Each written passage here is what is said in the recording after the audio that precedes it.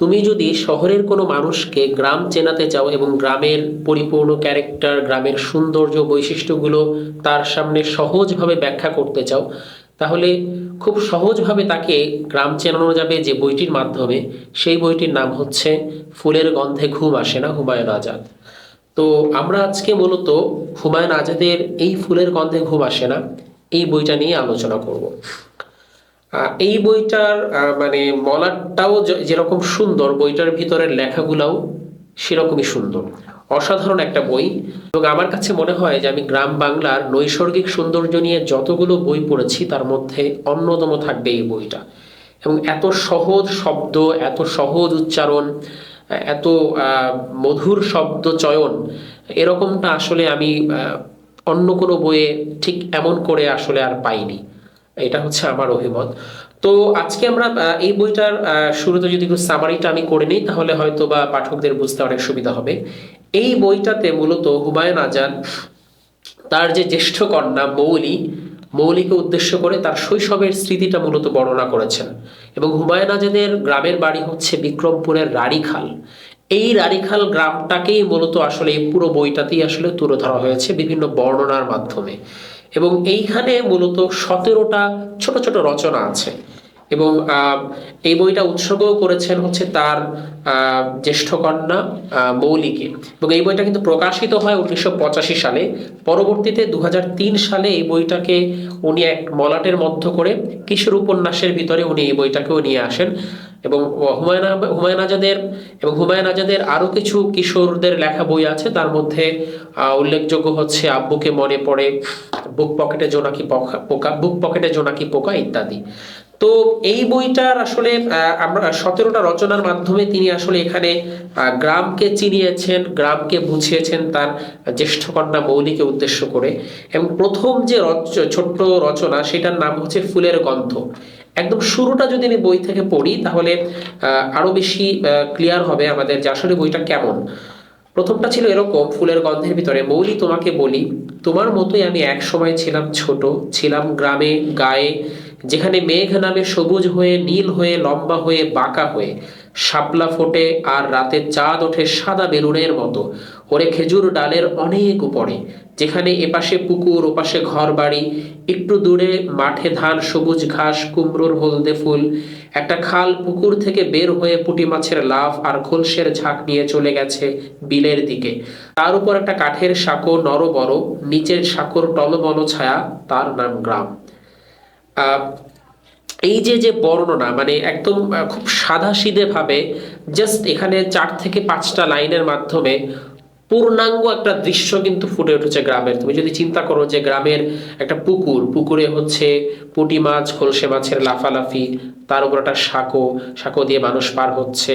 হ্যাঁ, তারপরে হচ্ছে যে গ্রামে পুকুরে শাপলা ফুল ফুটছে, খেজুর গাছের উপরে গোল দিয়ে চাঁদ দেখা যাচ্ছে। মানে এইরকম বর্ণনাও এত সহজ কিছু উচ্চারণ, সহজ কিছু শব্দ চয়নের মাধ্যমে যে ব্যাখ্যা করা যায় এবং যেটা এতটাই জীবন্ত। এই বইটা 1985 সালে লেখা হয়েছে এবং আজকে হচ্ছে 2024 সাল। মানে এই সময় এসেও আমি যখনই এই বইটা পড়ি আমার কাছে মনে হয় যে গ্রামে না গিয়েও আমি গ্রামের মধ্যে আছি। মানে তার মানে হচ্ছে যে একটা লেখকের শব্দচয়নটা কতটা স্ট্রং হলে, কতটা জীবন্ত হলে তোমাকে পূর্ণাঙ্গ অনুভূতিটা তোমাকে পূর্ণাঙ্গ অনুভূতির মধ্যে একদম বলা যায় যে অবগাহন করিয়ে দেয়। এটা আমার কাছে মনে হয় যে হুমায়ুন আজাদের লেখা বলেই পসিবল। মানে গ্রামে না গিয়েও তুমি যদি গ্রামকে দেখতে চাও বা গ্রাম কি বা গ্রাম কেমন এটা যদি তুমি জানতে চাও, তাহলে ফুলের গন্ধে ঘুম আসে না এই বইটা আসলেই তোমাকে গ্রাম চেনাবে, এরকম আর কি। তো এই যে ফুলের গন্ধ, অর্থাৎ শুরুটাই কিন্তু করেছেন এইভাবে ফুলের গন্ধ দিয়ে, তুমি যে লাইনগুলো বললে ঠিক এই গল্পের মধ্যে, অর্থাৎ এই যে ছোট্ট একটা রচনা বা প্রবন্ধ, এর মধ্যেই কিন্তু উনি এভাবেও বলেছেন অন্য এক জায়গায়, সেটা হচ্ছে যে নালি বেয়ে ফোঁটা ফোঁটা খেজুরের রস ঝরতে দেখনি, পুকুরে দেখনি মাছের লাফের দৃশ্য, তুমি জানো না কেমন লাগে উথাল পাথাল ঢেউয়ের দিকে তাকিয়ে থাকতে, আর কেমন লাগে একটি পাখির পিছনে ছুটে ছুটে সকালকে দুপুরের দিকে গড়িয়ে দিতে। অর্থাৎ তার যে কন্যা মৌলিকে বলছেন আর কি, যে তুমি তো শহরে হয়েছো, তো তুমি তো গ্রামকে দেখোনি, তো যেহেতু মৌলিক গ্রাম দেখেনি, তো গ্রাম কিভাবে দেখাতে হয়, চেনাতে হয়, এবং গ্রামের যে দৃশ্যগুলো কিভাবে ওর সামনে জীবন্ত করে ফুটিয়ে তোলা যায়, এর জন্য কিন্তু উনি বলা যায় যে সর্বশক্তি এখানে নিয়োগ করেছেন। এবং আমার ওই কথাটার সাথে আমি অ্যাড করে একটু বলি যে ওই মৌলি যে গ্রাম দেখেনি এবং হুমায়ুন আজাদ যে একটা সময় সেই গ্রাম থেকে শহরে চলে এসেছে, এটার বর্ণনাও কিন্তু উনি শুরুর দিকেই দিয়েছিলেন। উনি যেমন বলেছিলেন যে একদিন আমি কুমড়োর ফুল ভুলে লাউয়ের ডগার হাত ছাড়ি অবহেলা করে চাঁদের দিকে পিঠ ফিরিয়ে চলে আসি শহরে ঢাকায়, যেখানে তুমি আছো তোমার প্রথম চিৎকার থেকে।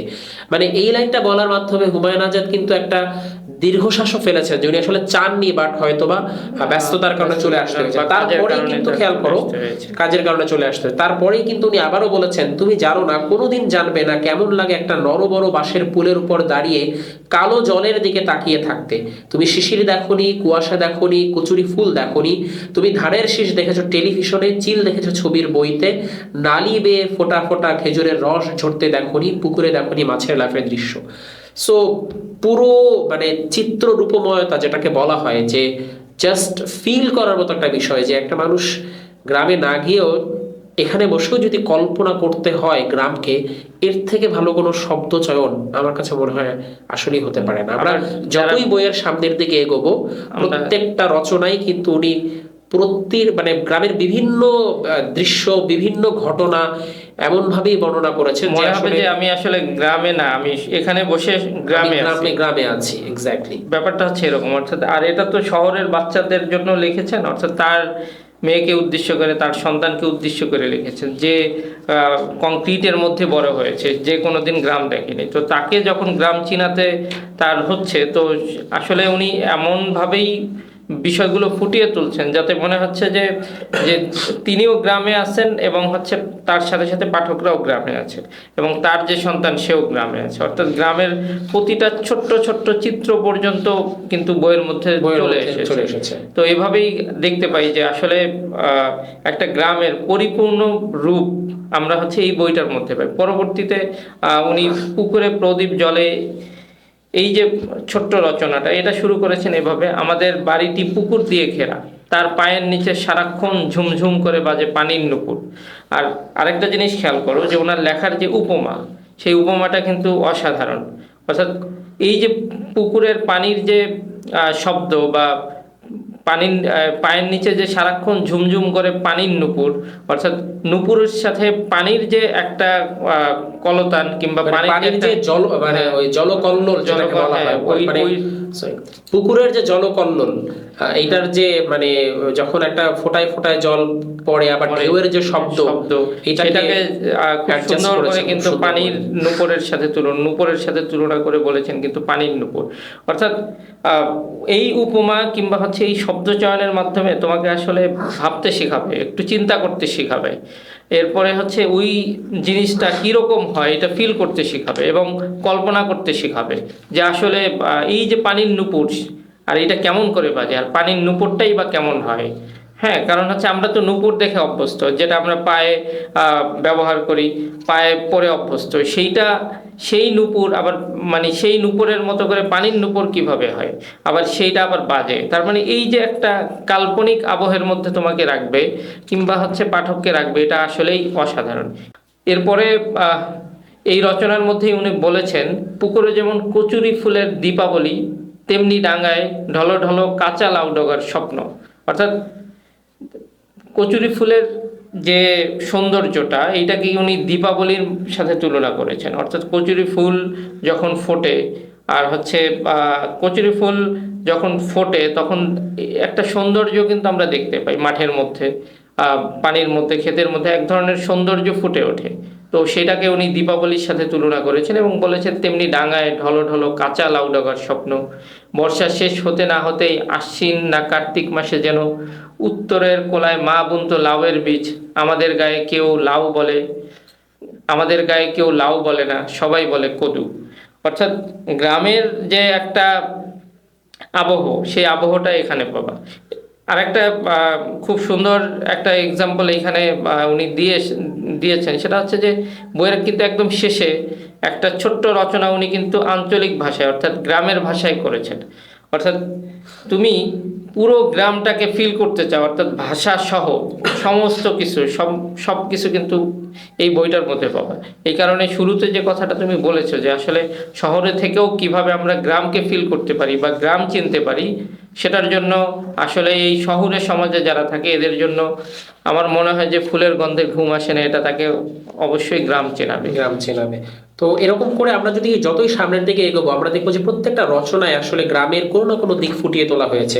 যেমন এরপরের যে রচনাটি আছে খেজুর ডালে সাদা বেলুন, ওই যে আমি যেমনটা বললাম যে খেজুর গাছের আড়াল দিয়েও আসলে তুমি চাঁদকে কিভাবে দেখে গ্রামে, যেটা আসলে কতটা সুন্দর লাগে, এটা আসলে অসাধারণ রূপময়তার মাধ্যমে উনি আসলে এখানে ফুটিয়ে তুলেছেন। এবং এই রচনার একদম শেষের দিকে উনি লিখেছেন, আসলে এই বইটা এমন যেখানে আসলে বই থেকে পড়লেই বোধ হয় মানে বইয়ের শব্দ চয়নটা পাঠক আরো বেশি ভালো মতো বুঝতে পারবে এবং বুঝতে পারবে যে আসলে বইটা আসলে কেমন এবং কতটা গ্রামের মানে রোমান্টিকতায় পরিপূর্ণ, এক কথা আমি যদি বলি। তো এই বইয়ের একদম শেষের দিকে লেখক বলেছেন যে এই বইয়ের না সরি এই যে রচনাটা খেজুর ডালে সাদা বেলুন, এখানকার একদম শেষে এসে উনি বলেছেন কত রকমের চাঁদ উঠতো আমার ছেলেবেলার রাড়ি খালে, মেঘে ভেজা আকাশে উঠতো রসে ভেজানো পিঠের মতো চাঁদ, চিতুই পিঠের মতো চাঁদ উঠতো, কখনো উঠতো আয়নার মতো চাঁদ, ফুলের মতো চাঁদ, চোখের মতো চাঁদ, মুখের মতো চাঁদ, আমি আজও সেই সব চাঁদ খুঁজি। মানে এই যে বর্ণনাটা চাঁদের যে রকম হয়, আবার হচ্ছে চাঁদকে যে আমরা ঠোঁটের সাথে মুখের সাথে তুলনা করি, বিভিন্ন ভাবে তুলনা করতে পারি, এটা আসলে মানে সবাই আসলে সব লেখকরা আসলে এইভাবে অভিব্যক্তি দিতে পারে না, কিংবা হচ্ছে সবাই আসলে এইভাবে তুলনাটা করতে পারে না। আবার দেখো এখানে যে শিখানের যে ভঙ্গিটা, এটা যেহেতু তার সন্তানকে উদ্দেশ্য করে লেখা, অনেক কিছু তার সন্তান জানে না, সেও জানে যে যেহেতু এই জিনিসগুলো সন্তান দেখেনি, তো এই জিনিসগুলো সন্তান জানে না। তো এই কারণে ওনার যে শেখানোর যে ভঙ্গিটা একটু খেয়াল করো, যে একটা জায়গায় উনি উঁচু জমি অর্থাৎ ভিটে চিনাচ্ছেন তার সন্তানকে, এভাবে বলছেন, আমাদের বাড়ির উত্তরেই আরিয়াল বিল, সেখানে আছে অনেক ভিটে। তো ভিটেটা কি সেটা উনি এভাবে বলছেন, ভিটে হচ্ছে উঁচু জমি, বেশ লম্বা আর চারপাশের জমির থেকে উঁচু। বিলে যখন পানি কমতে থাকে তখন পানির ভিতর থেকে জেগে ওঠে ওই ভিটেগুলোতে বোনা হয় মরিচ, লাউ, কুমড়ো, টমেটোর বীজ। মাসখানেকের মধ্যেই সবুজ হয়ে ওঠে ভিটেগুলো, মাথা তোলে মরিচের হালকা তন্নি চারা, শাখায় তার ছোট্ট ছোট্ট পাতা সবুজ। এভাবে করে আর কি ভিটে চিনাচ্ছেন, এবং ভিটেতে কি হয়, কি ঘটনাগুলো ঘটানো, কি কাজগুলো ভিটেতে করা হয়, এইগুলো কিন্তু উনি শিখাচ্ছেন। অর্থাৎ শিখানের যে ভঙ্গিটা, সেই ভঙ্গিটাও আসলে অসাধারণ। এরকম করে আমরা যতই সামনের দিকে এগোবো, এরপরে হচ্ছে একের পর এক, তারপরে একটা রচনা আছে যেদিন পুকুরে মানুষ নামে। এইখানটায় আমরা দেখি যে গ্রামে হয় না, যখন হচ্ছে একটা পুকুরে যখন মাছ চাষ করার পরে বা একটা দিন যখন হচ্ছে পুকুরে সবাই মিলে মাছ ধরতে যায়, বা বর্ষাকালে আসে একটা বর্ষাকালে যখন সবাই পানি যখন কমে যায় তখন কিন্তু সবাই মিলে ওই দিনটা কিন্তু একটা উৎসবের দিনে পরিপূর্ণ হয়। ওইটা হচ্ছে এমন ভাবে বর্ণনা করেছেন, দেখা যায় যে সারা গ্রামের মানুষ কিন্তু ওই পুকুরে চলে আসে মাছ ধরার জন্য। তো ওইটা হচ্ছে অসাধারণ ভাবে বর্ণনা করেছেন। সো এখানে আসলে প্রতিটা লাইনই অসাধারণ। তো এই বইয়ের আসলে স্পেসিফিক করে তুমি যদি বলো যে কোন লাইনটা অসাধারণ, এরকম করে বলা যাবে না, কারণ এই বইটার প্রত্যেকটা লাইন। তার মানে আমরা যদি তুলনা করতে চাই, কিংবা হচ্ছে আমরা যদি রেফারেন্স দিতে চাই, বা আমরা যদি পাঠককে উদ্ধৃতি শোনাতে চাই লেখকের যে ফুলের গন্ধে ঘুম আসে না এই বই থেকে, আমার মনে হয় যে পুরো বইটাই আমরা পড়তে পারবো। অর্থাৎ প্রতি লাইনেই হচ্ছে তুমি এক্সপ্রেস করার মতো উদ্ধৃতি পাবা, যেগুলো তুমি আসলেই বলতে পারো। এইখানে দেখো একটা পর্যায়ে এই যে ছোট্ট একটা রচনা আছে, দুই ভাই, এইখানে উনি শুরু করেছেন এভাবে, আমাদের গায়ে 3 রকম মানুষ দেখেছি আমি, হয়তো সব গায়েই থাকে 3 রকমের মানুষ, রাড়ি খালে 3 রকম মানুষ, কামার গায়ে 3 রকমের মানুষ, ভাগ্যকুলে 3 রকমের মানুষ। তো এই যে 3 রকমের মানুষ, এর 3টা প্রকার উনি বলেছেন। একরকম মানুষ হচ্ছে ধনী, যারা সুন্দর বাড়িতে থাকে তাদের দেখতে খুব সুন্দর হয়, ছেলে মেয়েরা সুন্দর হয়, তাদের জামা কাপড় সুন্দর, এরকম আর কি। আরেক রকম মানুষ দেখেছি গ্রামে, তারা বেশি ধনী নয়, মানে মধ্যবিত্ত, তাই মাঠে কাজ করে ধান বনে, কিন্তু সব সময় ওই ধনী মানুষদের পিছনে পিছনে হাঁটে। গ্রামের লোকেরা এদেরও ভয় করে খুব, কেননা এরা নানা বিপদে ফেলে দেয় সরল মানুষদের। আরেক রকম মানুষ দেখেছি গ্রামে, তারা গরিব, সারাদিন শুধু কাজ করে, গরু নিয়ে মাঠে যায়, ধান বনে, ঠান্ডা পানিতে নেমে মাছ ধরে, মাথায় করে ঘাস নিয়ে যায়।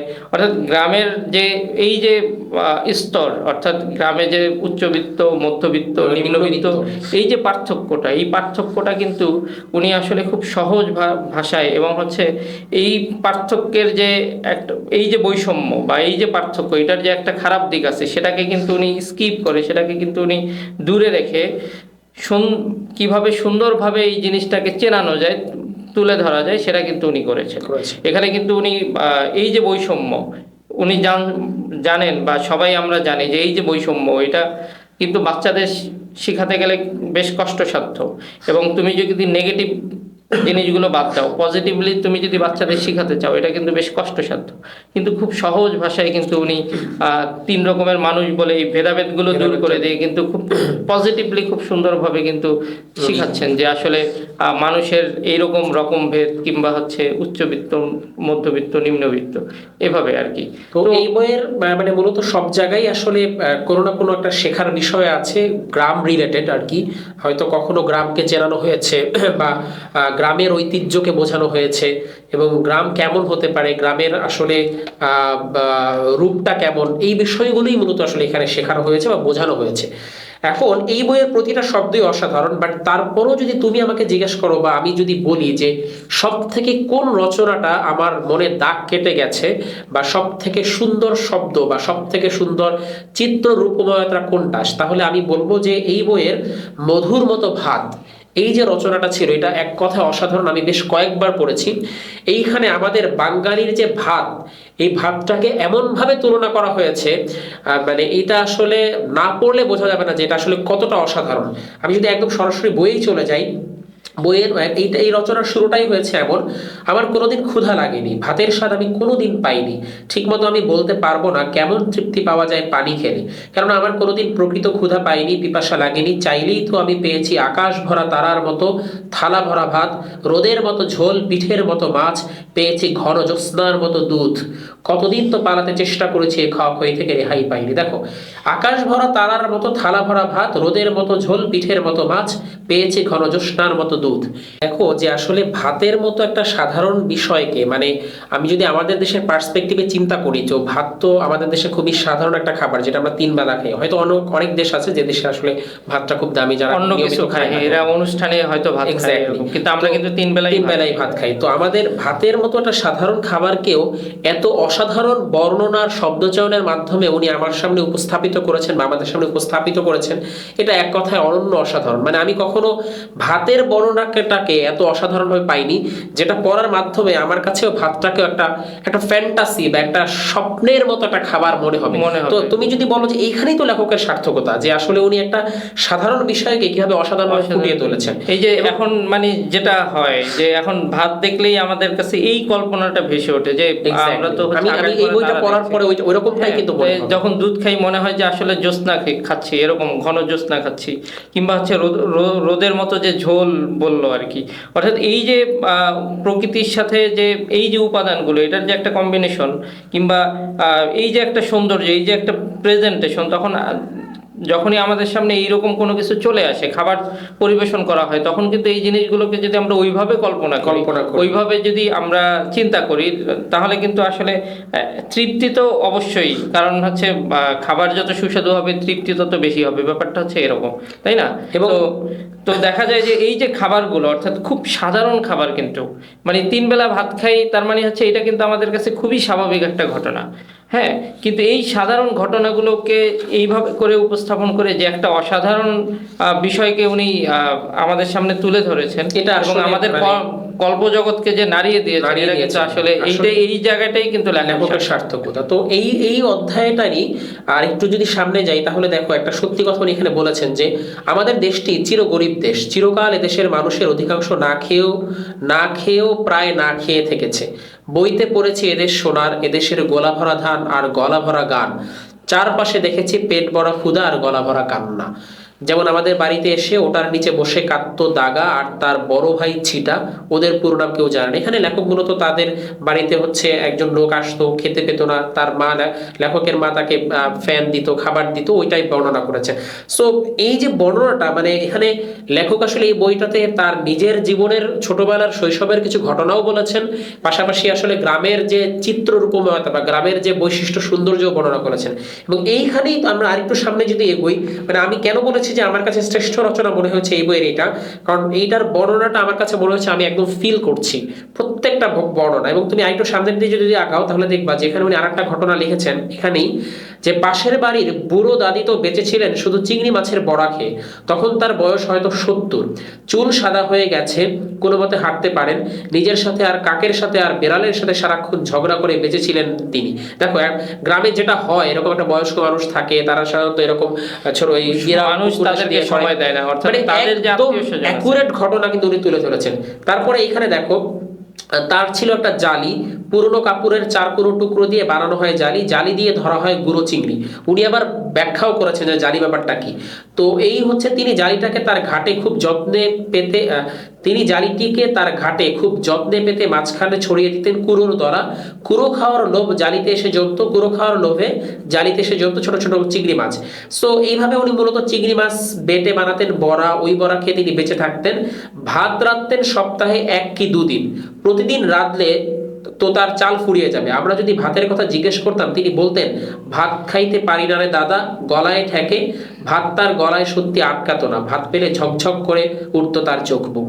মানে পুরো ভাতের ব্যাপারটা, ভাতের জন্য যে কি হাহাকার ছিল মানে গ্রামের গরিব মানুষের। ওই যে তুমি একটু আগে যেমনটা বললো না, যারা মানে 3 শ্রেণীর মানুষ ছিল গ্রামে, দিনমজুর ছিল 1 শ্রেণীর, হ্যাঁ, তো তাদের আসলে ভাতের জন্য কি হাহাকার ছিল, বা যখন তারা ভাত পেত একবেলা, তখন তারা মানে কতটা গ্রাসে খেত, এবং সেই বর্ণনা যে কতটা অসাধারণ, এটা আসলে এটা না পড়লে আমার মনে হয় না যে বোঝা যায়।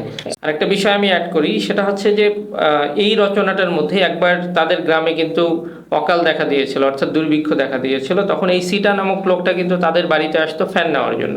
তো সেটার বর্ণনাটা উনি এভাবে দিয়েছেন, চির আকালের দেশে সেবার দেখা দিল বেশি আকাল, দুপুর হলেই ছিটা এসে বসতো আমাদের রান্নাঘরের পিঁড়ির পাশে। ছিটা মানে ওই যে ছিটা নামক যে লোকটা, সেই লোকটা আসতো রান্নাঘরের পিঁড়ির পাশে। ভাত সে চায় না, কেননা চালের অনেক দাম, সে চায় একটু ফ্যান। আমাদের বাড়ির ফ্যানটুকুর প্রতি তার বিশেষ লোভ। ঢেকিতে বানা বোরো ধানের লালচে ফ্যানের নাকি অমৃতের মতো স্বাদ। পাশের বাড়ির আতপ চালের সাদা ফ্যানের কোনো স্বাদ নেই। তার হাতে থাকতো একটা মাটির পাত্র, খোড়া। মা তার খোড়ায় ঢেলে দিত ঘন লালা ফ্যান, এবং ইচ্ছে করেই ফ্যানের সাথে পড়তে দিত মুঠোখানিক ভাত। আর এই লোকটাই সেই ফ্যান নিয়ে খেত। তো এই লোকটাই একটা পর্যায়ে বলতো যে এই কালাগায়ের দুধ না হইলে মইরা যেতাম।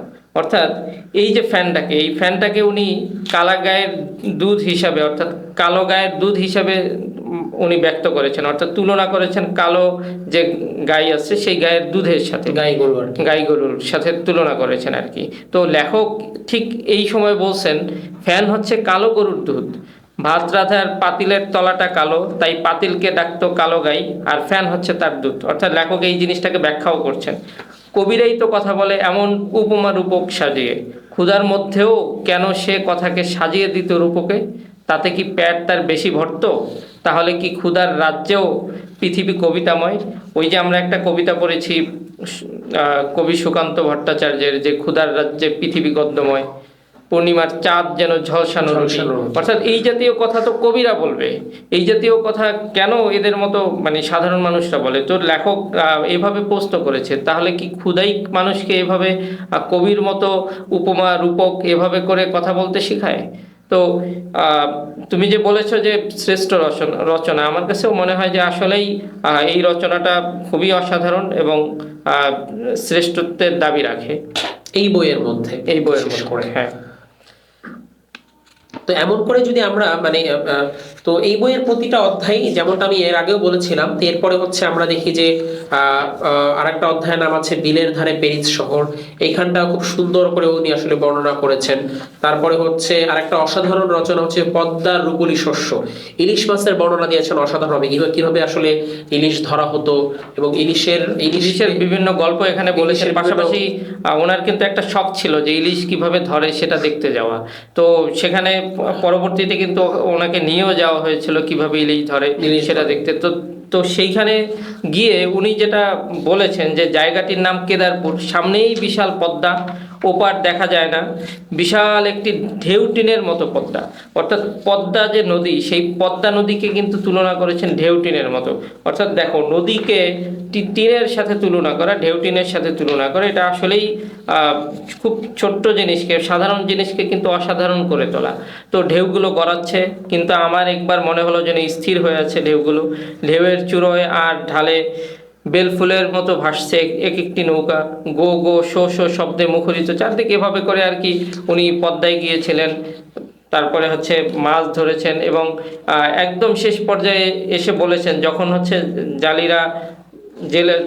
যখন জেলেরা জাল দিয়ে মাছ ধরতো, অর্থাৎ ইলিশ যখন উঠতো, তখন সেইটার বর্ণনা উনি এভাবে দিয়েছেন, এত সুন্দর ইলিশ, নদীর ভিতরে চলন্ত চাঁদের মতো ইলিশ, শুদ্ধ সৌন্দর্যের মতো ইলিশ, তা কেন এত শিগগির মরে যায়?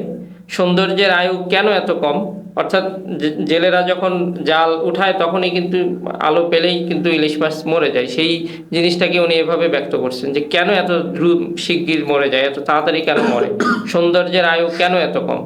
এরপর বলছেন আমি দুহাত বাড়িয়ে ধরছিলাম এক একটি ইলিশ। তার যে নৌকায় যে ইলিশগুলো তোলা হয়েছিল সেগুলো উনি তুলেছেন। অর্থাৎ তার যে আকাঙ্ক্ষা, তার যে ইচ্ছা, সেই ইচ্ছাটাই কিন্তু প্রতিফলন হয়েছিল। তিনি চেয়েছিলেন যে কিভাবে ইলিশ তোলে এবং ইলিশের জীবন কীরকম, ইলিশ ধরতে কীরকম যখন ইলিশ জীবিত থাকে, সেই ইচ্ছাটাই কিন্তু উনি বাস্তবায়ন করতে কিন্তু এত কষ্ট স্বীকার করে এবং ভয়ের মধ্যে কিন্তু গিয়েছেন।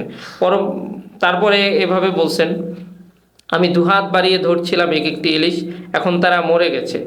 আকাশে চাঁদ উঠেছে, তার আলো এসে পড়েছে আমাদের নৌকোর গড়ার 5টি মৃত চাঁদের উপর। অর্থাৎ ইলিশকে উনি চাঁদের সাথে তুলনা করেছেন। এরপরে বলেছেন আমার আঙ্গুলে ইলিশের গন্ধ, বুড়ো আঙ্গুলের নখের উপর আয়নার মতো একটা ইলিশের আঁশ, ধবধবে মসৃণ, তার উপর আকাশ থেকে ঝরে পড়ছে জ্যোৎস্না। মানে বর্ণনাটা জাস্ট চিন্তা করুন, একটা সিম্পল বিষয়, ইলিশ মাছের আঁশটাকে আমরা যেভাবে বলি উনি আসলে কিভাবে তুলনা করলেন, কিভাবে বললেন, যেটা একটা সাধারণ জিনিসটাকে অসাধারণ করে, মানে আমার কাছে মনে হচ্ছে যে কিনা একটা অসাধারণ জিনিস। সো এইটা আসলে বোঝা যায় যে এই বইটার মানে বর্ণনা, শব্দচয়নটা কেমন করে দিয়েছেন, যেটা আসলে গ্রামের প্রতি ভালোবাসা আরো প্রবল ভাবে কিন্তু প্রগাঢ় হবে সবার মনে। আবার হচ্ছে গ্রামকে আসলে চিনতে পারবে, অর্থাৎ যারা কোনোদিন গ্রাম দেখেনি, তারা বইটা পড়েই শহরে ছেলে মেয়ে যারা বড় হচ্ছে, যারা কোনোদিন গ্রামে যায়নি বা যাদের কোনো গ্রাম নেই বা কোনোদিন ঘুরতে যায়নি, তারা যে আসলে গ্রামের কিরকম সৌন্দর্যটা করতে পারে। তো এখানে কিন্তু মানে এইরকম করে আমরা যত রচনাই দেখবো সামনে প্রত্যেকটাতেই কোনো না কোনো সৌন্দর্য, কোনো না কোনো গ্রামের বৈশিষ্ট্য ফুটিয়ে তোলা হয়েছে। একদম আরেকটু যদি আমরা শেষের দিকে আসি, একটা রচনা আছে ওই বাড়িটা কার, এটা হচ্ছে জগদীশ চন্দ্র বসুকে নিয়ে লেখা। এইখানে হচ্ছে যে জগদীশ চন্দ্র বসুর বিষয়টা উনি তুলে ধরেছেন, ফুটিয়ে তুলেছেন। তো এরপরে এই পুরো একদম বইটার মধ্যে তুমি যদি আমাকে জিজ্ঞেস করো যে সব থেকে করুণ একটা রচনার নাম, মানে পুরো বইটার সবগুলো গল্পই অসাধারণ, সবগুলো গল্পই হচ্ছে হাসির কথা বা সবগুলো মুগ্ধতার কথা ফুটিয়ে তোলা হয়েছে, বাট একটা গল্পে একটা করুণ চিত্র ফুটিয়ে তোলা হয়েছে, সেই গল্পটার নাম হচ্ছে সবচেয়ে যে ছোট পিরিখানি। এইখানে মূলত গ্রামের ওই সময়কার কলেরার যে ভয়াবহতার কথা, এবং কলেরায় হচ্ছে লেখকের ছোট ভাই মারা যায়, সেই ঘটনাটা ফুটিয়ে তোলা হয়েছে। উনি শুরুটা করেছেন এইভাবে যে বছর পদ্মায় খুব ইলিশ হয়, পদ্মা যেবার ফেপে ওঠে তেল ভরা ইলিশে, সে বছরই বর্ষার শেষ দিকে ভয়াবহভাবে ঘটে ঘটনাটি। ঘটে কম বেশি প্রতিবারই, কিন্তু বেশি ইলিশের বছরে বেশি ভয়াবহ রূপে ঘটে। তো তো তখনই আর কি উনি বললো যে একটু আধটু ওষ পড়তে শুরু করে। এমন সময় হঠাৎ শোনা যায় জসিল দিয়ায় কেউ বমি করেছে দুজন, কান্দি পাড়ায় বাঘরায় বমি করেছে কয়েকজন, কামার গায়ে মারা গেছে দুজন, ভাগ্যকুলের জেলে পাড়ায় কান্নার সুর পড়ে গেছে, কলেরা দেখা দিয়েছে পদ্মার তীর দিয়ে, দৌড়ে যাচ্ছে ওলা বেবি সাদা শাড়ি পরে চুল ছড়িয়ে, কখনো খিলখিল করে হাসতে হাসতে, ডুকরে কেঁদে কেঁদে কখনো। তো এইভাবে মূলত শুরু হয়েছে এই এই অধ্যায়টা, এবং যেখানে আসলে উনি বলেছেন যে কলেরার আক্রমণটা কতটা ভয়াবহ ছিল এবং অনেক মানুষ মারা যেত, একটা একটা মানে মহামারী আকার ধারণ করে। যে গ্রামে কলেরা ঢুকতো, কলেরা নিয়ে কিন্তু অনেক কিংবদন্তি আছে, এবং হচ্ছে যে গ্রামে কলেরা শুরু হতো দেখা যেত পুরো গ্রাম খালি হয়ে যেত, অর্থাৎ গ্রামের পর গ্রাম খালি হয়ে যেত, অর্থাৎ মানুষ মারা যেত, মানে মহামারী অর্থাৎ খুবই করুণভাবে, এবং হচ্ছে গ্রামের পর গ্রাম খালি হয়ে যেত, মানুষ সব মারা যেত এরকম আর কি। তো কলেরা আসলেই মানে সেই সময়কার খুব মহামারী আকারে চলে আসতো, এবং কিংবদন্তি ছিল যে অনেকে এইটা নিয়ে স্বপ্ন দেখতো, যে আমি স্বপ্নে দেখেছি এরকম একটা বুড়ি এসেছে, আমি স্বপ্নে দেখেছি এই হয়েছে সেই হয়েছে, সবার বাড়ির উপরে এইটা পড়েছে ওইটা পড়েছে, অর্থাৎ ব্যাপারটা হচ্ছে যে কলেরা নিয়ে এরকম কিংবদন্তি তৈরি হতো, এবং এইটা নিয়ে গান, বিভিন্ন ধরনের গান, তারপরে ছড়া, এগুলো রচিতও হতো। আবার হচ্ছে কলেরা যখন শেষ হতো সেইটা নিয়েও কিন্তু অনেক কিংবদন্তি আছে, যে এইভাবে করে একটা বুড়ি এই গ্রাম থেকে পালিয়ে মানে তখনকার ওই গ্রামে চলে মানে কলেরার যে চিকিৎসা সেটা তো আসলে ছিল না বা মানুষ জানতো না, মানে যা ছিল শহরে, কিন্তু গ্রামে হয়তো অনেক মানুষ জানতো না, না জানার কারণে তারা জিনিসটাকে অনেক বেশি ভয় পেত। আর এই কারণেই মূলত আসলে দেখা গেছে মানুষের মানে অসুখে মানুষ বেশি সাফার করতো। মানে ব্যাপারটা হচ্ছে যে মহামারী তো আসেই, যেটার চিকিৎসা মানুষ জানে না সেটাই তো আসলে মহামারী হয়। যেমন কোভিড-19 গেল, এটার চিকিৎসা মানুষের হাতে যতদিন ছিল না ততদিন কিন্তু এটা মহামারী আকারে ছিল। যখন মানুষের হাতে এটার সলিউশন চলে আসলো, কিভাবে এটা থেকে মুক্তি পাওয়া যায়, তখন কিন্তু মহামারীটা শেষ হয়ে গেল। ব্যাপারটা হচ্ছে এরকম। তো কলেরা যখন ছিল তখন কলেরা মহামারী ততদিনই ছিল যতদিন এটার চিকিৎসা মানুষের জানা ছিল না।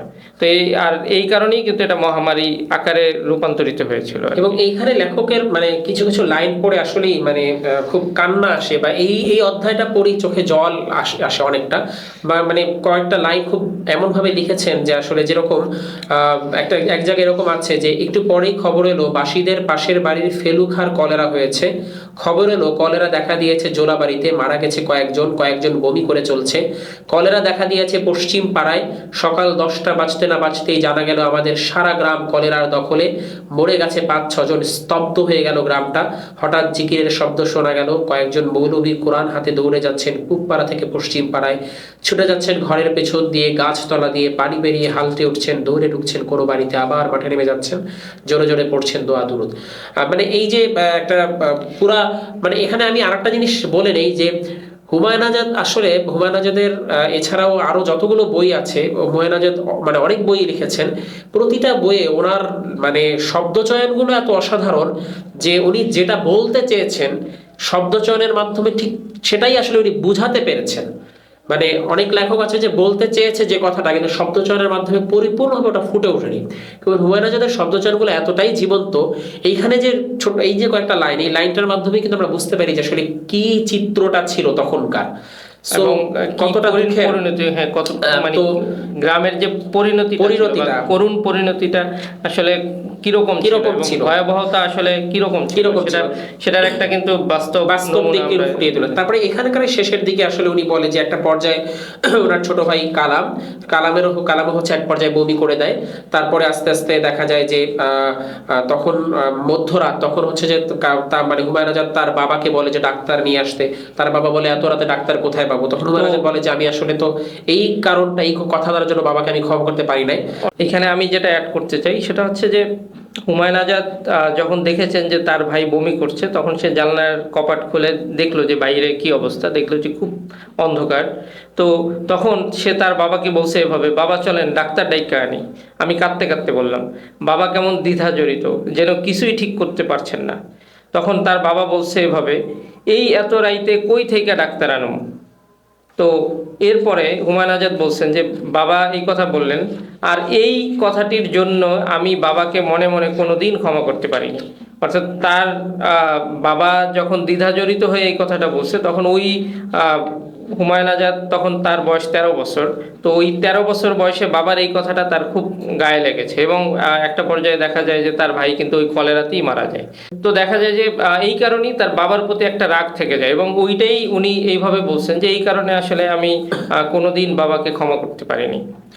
তো তবে এখানে একটা বিষয় আমি একটু বলি, সেটা হচ্ছে যে এইখানকার একটা শব্দচয়ন আসলে আমার কাছে অত বেশি ভালো লাগেনি। এক কথায় তুমি যদি বলো, মানে এই অধ্যায়টার ভিতরে উনি যেমন এখানে বলেছেন যে কোরআনের সূরা পড়ার আর জিকিরের ভয়াবহ শব্দ শোনা যায়, শিউরে ওঠে সারা গ্রাম, গ্রামের শিশুরা, যুবকেরা, মেয়েরা, পুরুষরা।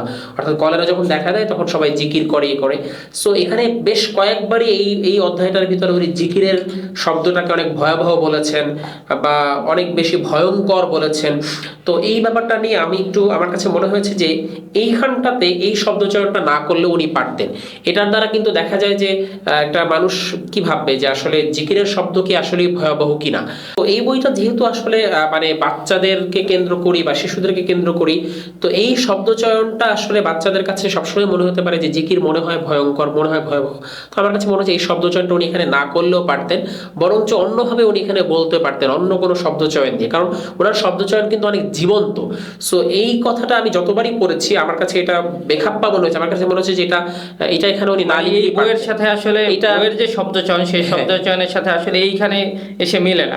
এবং পুরো বইটা যেখানে বাচ্চাদের জন্য খুব সুন্দরভাবে সহজ সাবলীল ভাষায় খুব জীবন্ত করে ফুটিয়ে তোলা হয়েছে, এবং হচ্ছে সব পজিটিভ দিকগুলো কিন্তু এখানে তুলে ধরা হয়েছে। অনেক কিন্তু নেগেটিভ বিষয় আছে যেগুলো গ্রামে থাকে, সেই যে কূটকৌশল সেগুলো কিন্তু ইচ্ছা করেই খুবই সচেতনভাবে বাদ দেওয়া হয়েছে।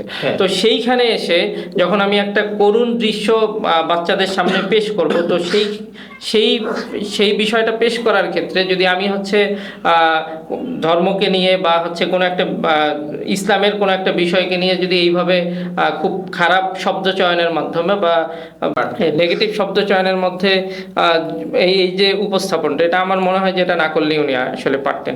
যদি এই এতটুকু বিষয় বাদ দেওয়া হয়, এই কয়েকটা শব্দ চয়ন যদি বাদ দেওয়া হয়, তাহলে আমার মনে হয় যে এই বইটা অসাধারণ একটা বই, এবং হচ্ছে বইয়ের পরতে অর্থাৎ একটা জীবন্ত একটা গ্রাম কিন্তু আমরা দেখতে পাবো। এবং এই বইয়ের একদম শেষের দিকে দেখবা যে রচনাটা উনি লিখেছেন সেটা হচ্ছে আমি ডাক পারি। এখানে কিন্তু একদম গ্রাম্য ভাষায় অর্থাৎ আঞ্চলিক ভাষায় উনি কিন্তু একটা রচনা লিখেছেন। এইটা দিয়ে আসলে যেটা বোঝাতে চেয়েছেন যে আসলে একটা ভাষার সাথে বাচ্চাদের পরিচয় করাতে চেয়েছেন উনি, কিন্তু আসলে তার যে লেখনী, তার অন্যান্য লেখনীর মধ্যেও কিন্তু আঞ্চলিক ভাষা কিন্তু তেমন একটা টানেন না।